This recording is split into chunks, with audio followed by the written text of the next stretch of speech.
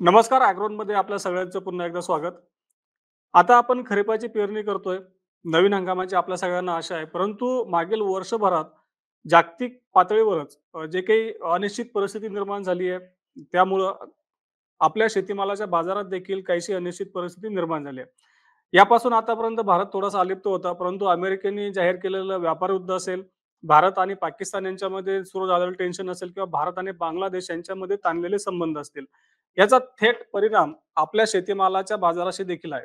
नेमका हा परिणाम काय आहे? या तिन्ही देशांसोबत नेमकं आपल्या शेतीमालाचा व्यापार कसा होतो आणि हा व्यापार या पुढच्या काळामध्ये जे काही संबंध ताणले गेले त्यामुळे कसा प्रभावित होणार आहे? त्याचा आपल्या शेतकऱ्यांवर एकूण शेतीमाला बाजारावर कसा परिणाम होऊ शकतो? याच्यामध्ये तोटा काय? नंतर संधी काय? हेच आज आपण समजून घेणार आहोत आणि हे सगळं समजावून सांगण्यासाठी आपल्या सोबत आहेत केडे ॲडवायझरचे संचालक अजय केडिया सर. सर आपका स्वागत है एग्रोन में। सर पहला सवाल यही है, जो भी इंटरनेशनल लेवल पे जो भी टेंशन्स थे वो अभी इंडिया की तरफ आ चुके हैं, मतलब हम लोग अभी इससे बचे नहीं है। तो ये टेंशन्स में इंडिया कैसे आया और इससे अपना जो एग्री कमोडिटी मार्केट है वो कैसे इम्पैक्ट कर रहा है? देखिए, बिल्कुल अगर हम पिछले 2-3 सालों से बात करें तो रशिया-यूक्रेन 1200 दिनों से ये लड़ाई चल रही है। तो कभी भी ऐसा लगता था ब्लैक सी में टेंशन है, हमें हमें क्या लेना-देना, हमारा तो फ़ायदा है कि कच्चा तेल हम रशिया से ले रहे हैं। बाद में हमने देखा मिडल ईस्ट में टेंशन बढ़ना स्टार्ट हुआ, इज़राइल, हमास, इज़राइल, ईरान के बीच में टेंशन है। तभी हमें लग रहा था कि हम लोग अछूते हैं, हमको कोई ऐसा इम्पैक्ट पड़ता हुआ दिखाई नहीं देगा।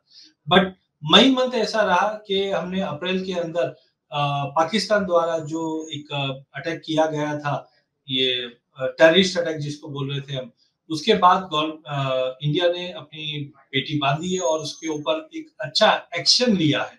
और अब हम देख रहे हैं कि धीरे-धीरे एशिया के अंदर भी अनसर्टेनिटी बढ़ रही है। चाहे हम इंडिया पाकिस्तान की बात कर लें, चाहे इंडिया बांग्लादेश की बात कर लें, इंडिया चाइना का तो टेंशन हमेशा बना हुआ रहता है। बट अब हम देख रहे हैं कि इंडिया भी इसमें आ चुकी है। ज़्यादा करके अगर हम डिप्लोमेटिकली देखें या इकोनॉमिकली देखें, तो जब कोई भी कंट्री अच्छा करती है, तो उसके आजू-बाजू की कंट्रीज़ डेफिनिटली कोई ना कोई डिस्टर्बेंस करने की कोशिश करती है। आज भी हम देख रहे हैं हम 6% का जीडीपी कंटिन्यू मेंटेन रख पा रहे हैं, जबकि ग्लोबल मार्केट में कोई भी बड़ी अर्थव्यवस्था हो, वो 6% के नजदीक या 4 के ऊपर भी नहीं जा पा रही है। वहीं डोमेस्टिक मार्केट में हम देख रहे हैं कि चीजें काफी अच्छे से इंप्रूव हो रही है। बट मेरा मानना है अनिल जी के चाहे इंडिया बांग्लादेश हो चाहे इंडिया पाकिस्तान हो, कहीं ना कहीं जो ये टेंशन बढ़ा इसमें इंडिया में एग्री कमोडिटी की अगर हम बात करें तो ये मुझे लगता है कि पॉजिटिव रहना चाहिए इंडियन मार्केट के लिए।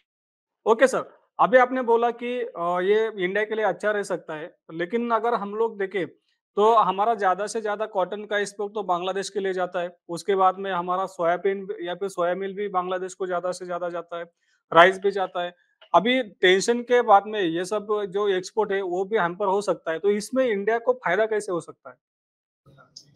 बिल्कुल, काफ़ी अच्छा सवाल है आपका। देखिए, अगर हम पहले बांग्लादेश की अगर बात करें, तो India one of the biggest exporter के रूप में निकला है, जहाँ पे हम cotton, yarn, rice, wheat, sugar, onion, हल्दी, ये सारी चीज़ें हम बांग्लादेश पे एक्सपोर्ट करते हैं। लेकिन पहले से ही अगर हम देखते हैं, तो जो करीबन 14 बिलियन के आसपास का हमारा जो एक्सपोर्ट हुआ करता था, अब वो धीरे-धीरे हम देख रहे हैं कि पॉलिटिकल अनसर्टेनिटी पिछले साल अगस्त के अंदर जब से ये तख्ता पलट हुआ है, उसके बाद से ही हमने देखा कि इंडिया काफ़ी टाइटनिंग करना स्टार्ट हो चुका है। बांग्लादेश की जो करेंसी है, उसमें काफ़ी बड़ा डिप्लीट होता हुआ दिखाई दिया है। हालाँकि यस, इंडिया के लिए बहुत बड़ा मार्केट था, बट अब कहीं न कहीं अगर हम देख रहे हैं तो इंडिया अदर कंट्रीज़ पे ज़्यादा निर्भर और ओपन अप हो रही है। अभी भी फॉर एग्ज़ाम्पल अगर हम कॉटन की अगर बात कर लें, तो ग्लोबल मार्केट में इंडिया का जो गारमेंट एक्सपोर्ट है, उसमें 11% का हमने जंप आते हुए देखा है। पिछले साल दिसंबर से लेके अप्रैल तक का जो डेटा दिखा रहा है, इंडिया का जो एक्सपोर्ट है अब माना जा रहा है कि 16 बिलियन मार्च 2025 तक का दिखा दिया, जो रीरूट ग्लोबल डिमांड जो है बांग्लादेश से तो हुआ ही है, लेकिन बांग्लादेश से रीरूट होने के बाद भी उसमें ग्रोथ दिख रही है। तो कुल मिला के मुझे लगता है यस, इंडिया के लिए थोड़ा चैलेंज जरूर है, बट इंडिया ने जो बाकी कंट्री से रिलेशन इंप्रूव किए हैं, वहां पे हम देख रहे हैं कि अच्छी डिमांड आ रही है। हालांकि देखिए ग्लोबल मार्केट में भी जो टेंशन बने हुए हैं, जिसके चलते ग्लोबल ट्रेड में भी थोड़ा कमी आई है, बट आज भी इंडिया कैपेबल है इन सबसे अच्छे रिलेशन मेंटेन करने के। और आई थिंक जो बांग्लादेश से एग्री ट्रेड्स कम हुए हैं, वो दूसरी कंट्री की तरफ हम शिफ्ट होते हुए दिख। जी सर। अभी सर थोड़ा-सा पाकिस्तान के ऊपर आते हैं। पाकिस्तान के साथ में तो हमारा ट्रेड कुछ चीज़ों में होता ही रहता है। तो अभी ये जो टेंशन पाकिस्तान के साथ में चल रहा है, तो उसके हमारे एग्री कमोडिटी मार्केट को कैसा उसका इम्पैक्ट पड़ सकता है? देखिए, अगर पाकिस्तान की अगर बात करें, तो नेबरिंग कंट्री है और ऐसा नहीं कि आज से हम ट्रेड करें, काफ़ी चीज़ें जो हम पाकिस्तान को एक्सपोर्ट भी करते हैं, पाकिस्तान से इंपोर्ट भी करते हैं। सबसे पहले अगर हम एक्सपोर्ट की अगर बात करें, तो एक्सपोर्ट के अंदर हमने देखा कि हमारे यहाँ से pharmaceutical, chemical, auto part, food items ये सब हम लोग एक्सपोर्ट करते हैं। इंपोर्ट में काफ़ी जैसे पिंक सॉल्ट हो गया और एग्री कमोडिटीज भी काफ़ी हम लोग इंपोर्ट करते हैं। बट कुल मिलाकर हमने देखा था कि 2019 17-18 में हमारा जो टोटल ट्रेड पाकिस्तान से था, वो 2.41 बिलियन का था और 23-24 के पिछले साल का अगर डेटा देखें तो 1.2 बिलियन रह गया है। तो ऐसे एनिमी कंट्री हमने पहले ही काफ़ी कम कर दिया था और अब उम्मीद है कि इससे ज़्यादा कम हो जाएगा क्योंकि करंटली हमने देखा गवर्नमेंट ने काफ़ी स्ट्रिक्ट एक्शन लिया है, जहाँ पे अटारी बॉर्डर को क्लोज कर दिया गया है और भी ट्रेड बैन्स लगा दिए गए हैं। तो आई थिंक के इसका इम्पैक्ट पड़ेगा, लेकिन मुझे पॉजिटिव इसलिए दिख रहा है क्योंकि चाइना पानी बासमती के एक्सपोर्ट के लिए काफी जाना जाता है और जिस ढंग से हमने वाटर ट्रीटी सस्पेंड किया है, इसका इंडियन एग्री पे बहुत अच्छा बेनिफिट पड़ता हुआ दिखाई देगा। एज ऑफ नाउ ठीक है, ये एक ग्रे एरिया है, अभी भी पाकिस्तान इसके ऊपर अलर्ट पे है, बट मुझे लगता है जैसे चावल एक तरह से बासमती चावल की अगर हम बात करें तो एक्सपोर्टर में चाइना सॉरी पाकिस्तान भी है और इंडिया भी है। बट मुझे लगता है कि जिस ढंग से पानी की किल्लत हमने सुनी है पिछले दिनों में, उसका इम्पैक्ट क्योंकि जब हम चावल उगाते हैं तो एक्चुअली पानी की रिक्वायरमेंट बहुत सीवियरली हाई होती है। तो आई थिंक इसका इम्पैक्ट पॉजिटिवली इंडियन पैडी पे पड़ता हुआ दिखाई देगा। गवार एक दूसरी कमोडिटी है जहाँ पे इंडिया में और पाकिस्तान में उगती है। अब वहां पे भी ठीक है, पानी का अगर कम होता है, कुछ कंसर्न आता है, तो इंडियन एग्री को उसका बेनिफिट मिलता हुआ दिखाई देगा। सेकेंडली है अनसर्टेनिटी। आज पाकिस्तान की इकोनॉमी में जो अनसर्टेनिटी बनी हुई है, उसकी वजह से भी ट्रेड जो है वो इंडिया पे शिफ्ट होते हुए दिखाई देंगे। तो कुल मिला के मुझे लगता है कि जो अनसर्टेनिटी इंडिया पाकिस्तान को लेकर है, उसमें पाकिस्तान का नुकसान ज्यादा है, इंडिया उल्टा गेन ज्यादा करता हुआ दिखाई दिया है। चाहे एग्री सेक्टर की बात करें, चाहे डिफेंस सेक्टर की बात करें, तो जिस ढंग से इंडिया ने जो जवाब दिया है पाकिस्तान को, उसके बाद सेंटीमेंट इंडिया के ओर से काफी इंप्रूव हुआ ट्रेड के पॉइंट ऑफ व्यू से, तो वो एक बेनिफिशियल रहेगा इंडिया के लिए। जी सर। थोड़ा-सा हम लोग कमोडिटी के ऊपर आते हैं। अभी आपने बोला कि कॉटन इंडस्ट्री को अच्छा फ़ायदा हो रहा है, मतलब जो बांग्लादेश के साथ टेंशन आया उसका एक्सपोर्ट कम हो रहा है।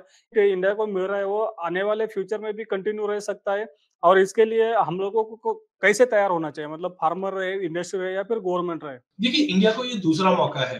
कोविड के समय में हमने देखा था चाइना से काफ़ी कंपनीज़ निकल रही थी और कहीं न कहीं दूसरा प्लेटफ़ॉर्म ढूँढ रहा था। इंडिया ने वहाँ पे थोड़ा-सा हम बोल सकते हैं कि जो अपॉर्च्युनिटी थी वो लूज़ की थी कोविड के समय में क्योंकि चाइना वन पॉलिसी अपनाई गई थी जिसमें दूसरी कंट्री देख रहे थे। अब दूसरी कंट्री वो टाइम पे बांग्लादेश, वियतनाम ये उभर कर आई थी। इंडिया ने थोड़ा बहुत शेयर लिया ज़रूर था बट उतना ले नहीं पाई थी।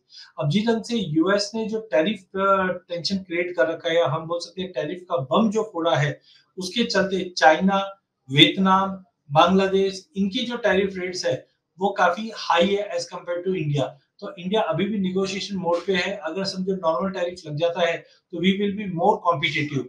एंड सेकेंडली, आज आप चाइना में देखिए कोई भी ट्रेड करना नहीं चाहता। बांग्लादेश में भी जो पॉलिटिकल अनस्टेबिलिटी बनी हुई है, इसकी वजह से भी लोग दूर भाग रहे हैं। तो कहीं ना कहीं जो बड़े कॉर्पोरेट्स है, इन्होंने ऑलरेडी अपना रुख इंडिया की तरफ करता हुआ दिखाई दिया है।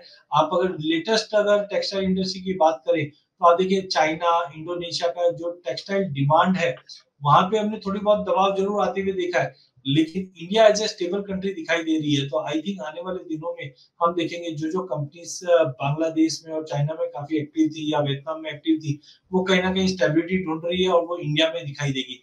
हाँ, प्रोडक्शन हमारे थोड़े ठीक ठाक आ जाते हैं इस बार, तो वो भी एक सप्लाई सिक्योरिटी इन कंपनीज को देते हुए दिखाई देगी। तो कुल मिला के मुझे लगता है कि जो ये इवेंट हुआ है उसमें इंडिया एग्री के अंदर खास करके कॉटन के अंदर बेनिफिशियल होता हुआ दिखेगा। जी सर। सर अभी थोड़ा-सा सोयाबीन के ऊपर भी बात कर लेते हैं क्योंकि सोयाबीन का मतलब सोया मिल का अभी तक का इंडिया का बड़ा कस्टमर बांग्लादेश रहा है। इस साल वो शिफ्ट होते हुए हम लोगों ने देखा है, लेकिन रेट का कंसर्न हम लोगों को अभी भी है। तो क्या जो भी सोयाबीन हम लोग एक्सपोर्ट कर रहे हैं, क्या मार्केट जो शिफ्ट हुआ है वो कंटिन्यू रह सकता है? देखिए, अभी भी बोलना बहुत मुश्किल है एज़ ऑफ नाउ बिकॉज़ पहला चीज़ तो सोइंग के नंबर्स कैसे क्या रहेंगे वो इम्पोर्टेंट है। और ग्लोबल मार्केट में भी और डोमेस्टिक मार्केट में भी डीजीसीएस ने काफी बड़ा एक धक्का लगा रखा है। गवर्नमेंट भी इस पोजीशन में नहीं है इसको इमीडिएटली कोई सॉर्ट आउट कर दे। तो मेरा मानना है थोड़ा सा ठीक है, अगर एक्सपोर्ट डिमांड, क्योंकि यूएस चाइना के बीच में भी जो टेंशन था उसका बेनिफिट इंडिया ने लिया जरूर है उसमें। तो आई थिंक थोड़ा बहुत कंसर्न्स रहेगा, बट आई थिंक क्लियरिटी जो आएगी वो इस बार की प्रोडक्शन के नंबर्स के बाद ही ज्यादा क्लियरिटी मिलती हुई दिखाई देगी। हालांकि जैसे मैंने अभी व्यू भी बताया था कि 5,100 का लेवल एक बार दिख सकता है सोयाबीन के एरिया में जो गिरावट आया उसको देखते हुए, बट वो सस्टेन नहीं करेगा प्राइजेस में। ऐसा भी नहीं कि बहुत बड़ा मैं फॉल को ही देख रहा हूँ। 46-4700 का एक एवरेज भाव होना चाहिए, बट यस अगर स्विंग के नंबर थोड़े क्लियरिटी मिलेगी तो ज्यादा क्लियर रहेगा। बाकी ट्रेड के पॉइंट ऑफ व्यू से यूएस और चाइना के बीच में जो टेंशन बढ़ा है उसकी वजह से इंडिया के एक्सपोर्ट्स को बेनिफिट मिलना तो चाहिए, but I think global market में सप्लाई सरप्लस होने की वजह से कोई बड़े एक्सपोर्ट्स नहीं हो रहे, बट आने वाले दिनों में थोड़े बहुत इंप्रूव हो सकते हैं। सर अभी आपने बोला था कि इंडिया और पाकिस्तान इनके बीच में वाटर टेंशन भी चल रहा है। अभी उसका हम लोग अगर देखें तो बासमती जो चावल है, उसके एक्सपोर्ट के लिए इंडिया को पाकिस्तान के साथ में कॉम्पीट करना पड़ता है। तो क्या अभी इंडिया के लिए एक अवसर है कि बासमती राइस का ज़्यादा से ज़्यादा एक्सपोर्ट कर सके? डिमांड है इंटरनेशनल मार्केट में? देखिए, मुझे लगता है कि फूड इंजीनियरिंग से ग्लोबली बढ़ा है, तो सभी कंट्री का टारगेट है कि फूड इन्फ्लेशन को कम रहे और स्टेपल्स या फिर हम ग्रेन्स का प्रोडक्शन बढ़ाए। तो पहला चीज यस, मार्केट में डिमांड रहेगा क्योंकि फूड इन्फ्लेशन वॉर की वजह से बढ़ रहा है। इसके लिए गेहूं हो गया, चावल हो गया, इसी के चलते गवर्नमेंट ने गेहूं के ऊपर भी स्टॉक लिमिट लगा दिया, डिस्पाइट कि हमारे पास सप्लाई काफी अच्छी थी। तो आई थिंक गेहूं, चावल, पल्सेस, ये जितने भी मोटे अनाज है, इनकी डिमांड ग्लोबल मार्केट में कंटिन्यू रहेगी। हालांकि अब तक अगर हम बात करें तो इंडिया और पाकिस्तान के बीच में होड़ लग रही थी और डेफिनेटली पाकिस्तान इस पे थोड़ा बहुत लीड भी कर रहा था या हमारा मार्केट शेयर ले भी रहा था। बट आई थिंक ये जो बड़ा वाटर ट्रीटी का जो सस्पेंशन आया है, ये एग्री इकोनॉमी को इम्पैक्ट करता हुआ दिखाई देगा पाकिस्तान में, क्योंकि इनकी जो डिपेंडेंसी है वो पानी पे बहुत ज्यादा है। बारिश हम जानते ही हैं, जैसे राजस्थान में बारिश आती है वैसी पाकिस्तान में बारिश रहती है। तो कुल मिला के मुझे लगता है यस, वाटर ट्रीटी का जो इम्पैक्ट है वो ये सीजन में तो नहीं, लेकिन अगले 6 महीने में, अगले सीजन में हम डेफिनेटली इस पे इम्पैक्ट आते हुए देखेंगे। जी सर। सर अभी हम लोगों ने बात की कि जो भी टेंशन्स है ग्लोबल लेवल पे उसमें अभी इंडिया भी आ चुका है। ये जो टेंशन्स है या फिर हम लोग कहें कि विवाद है अलग-अलग देशों के साथ में, हमारा अमेरिका का साथ भी चल रहा है, बांग्लादेश भी है, पाकिस्तान भी है और चाइना भी है। तो ये जो अनसर्टेनिटी अभी तैयार हुई है वो कब तक रह सकती है मार्केट में और इसका इम्पैक्ट कब तक दिखाई दे सकता है? देखिए, अनसर्टेनिटी है भी नहीं भी, बिकॉज आज अगर हम इंडिया पाक का जो कंसर्न्स देखा तो वो मात्र 100 घंटा भी पाकिस्तान झेल नहीं पाई इंडिया के अटैक को। और जबकि अगर हम रशिया यूक्रेन की बात करें, ऐसा ही उम्मीद था कि 2-4 दिन से ज्यादा यूक्रेन नहीं टिक पाएगा, लेकिन हम जानते हैं उसके पीछे नाटो का हाथ है और आज हम 1200 दिन भी ये लड़ाई चल रही है। और हम ये भी जानते हैं कि आज पाकिस्तान को प्रोवोक करने के लिए यूएस और चाइना, बिकॉज जब कोई अच्छी इकोनॉमी कर रही है तो डेफिनेटली उसके अंदर विघन डालने के लिए काम होता है। तो आज आप जानते हैं इस चीज को कि पाकिस्तान को सपोर्ट करने में यूएस भी है और चाइना भी है। तो आई थिंक कब तक चलेगा डाउटफुल है, बिकॉज इंडिया पाकिस्तान के रिलेशन कभी भी ज्यादा अच्छे रहे नहीं है। बट हाँ, अब उनको एक सबक मिल गया है, चाइना को भी सबक मिल गया है कि militarily we are very much advance.